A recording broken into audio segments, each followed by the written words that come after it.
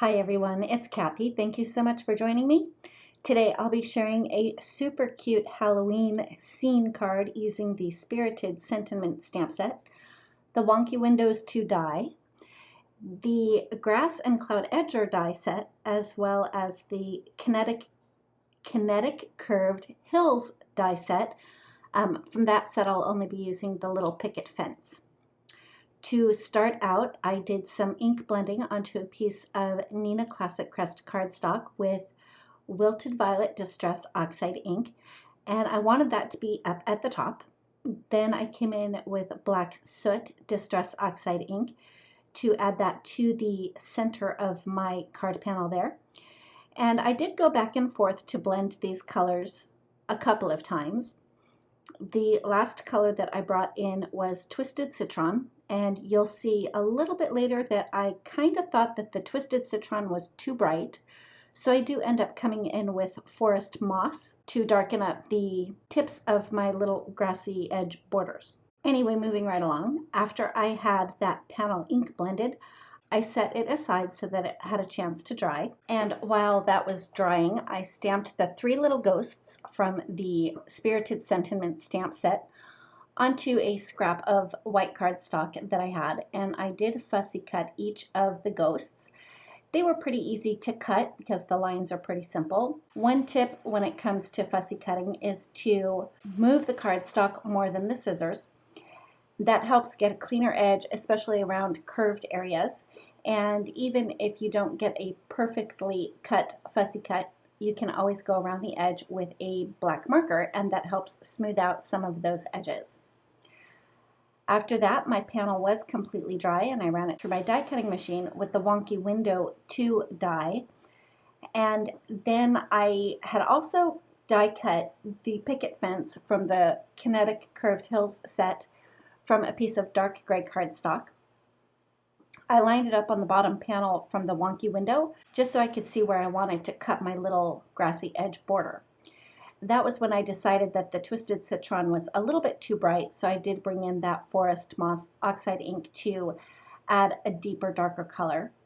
And then I decided that I wanted to have a second grassy panel, so I ink blended another piece of scrap cardstock and ran that through with a different grassy edge die. Next, I adhered the picket fence piece towards the top of that bottom cutout from the Wonky Window. Then I adhered the grassy edge to that so that the tip of the grass would cover the very bottom of the fence, so you can't see where I actually cut that bottom panel apart. I did trim off the excess picket fence with my scissors so that I could piece it back into the frame from the Wonky Window 2 die. And when I went to piece it back into the frame, I noticed that I adhered my grass a little bit too high. So I just pulled it off and scooched it down a little bit using the frame as a guide this time to make sure that it was going to fit into that bottom section of that Wonky Window die. Then I adhered my other grassy panel on top of that and trimmed off the excess with my scissors as well. Off screen, I decided to add some white splatter to the top purple piece and the two smaller middle pieces. And then on the top purple piece, I stamped the sentiment Happy Hauntings with Versamark ink so that I could do some heat embossing. After I stamped the sentiment, I coated it with detail white embossing powder and used my heat tool to melt it until it was nice and shiny. I did run the Wonky Window 2 die through my die cutting machine again with a piece of black cardstock so the frame would be different than my ink blended background. I adhered that to the front of a top folding A2 size note card that I had cut down from a piece of dark gray cardstock. I used liquid glue to paper piece those ink blended panels back into the die cut frame on the front of my card. And I did use some acrylic blocks just to make sure that the glue had a chance to stick and that my pieces would lay flat.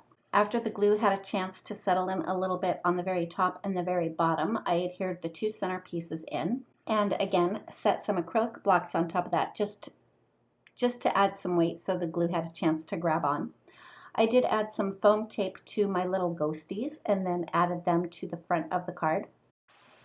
After I had my little ghosties in place, I used a white gel pen to add some details to the picket fence. After I had finished adding the details to the picket fence, I decided that I needed to add something to those two little center panels. So I die cut the bats from the new Build a Graveyard die set from black cardstock and adhered those with liquid glue. And that's it. That finishes up my card for today. Thank you so much for joining me. If you like this video, please give it a thumbs up. If you've not yet subscribed, we'd love it if you would. And don't forget to ring the bell so you're notified every time a new video is posted. Thanks again, and we'll see you next time.